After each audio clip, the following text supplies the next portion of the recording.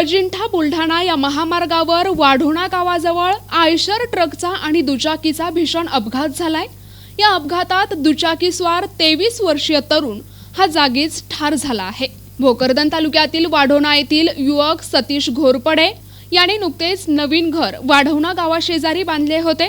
आज त्याच्या घराची पूजा असताना गावातून किराणा दुकानातून काहीतरी किराणा सामान तो घेऊन घरी जात असताना आयशर ट्रक हा भरधाव अजिंठाकडून बुलढाणाकडे जात होता। यावेळी रस्त्याच्या साईडने आपली दुचाकी घेऊन घरी जाणाऱ्या सतीशला या आयशर ट्रकने जबर धडक दिली।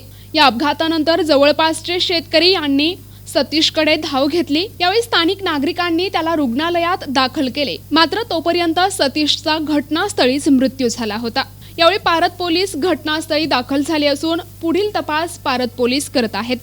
प्रतिनिधी मजहर खान पठाण, NTV न्यूज मराठी, भोकरदन, जालना।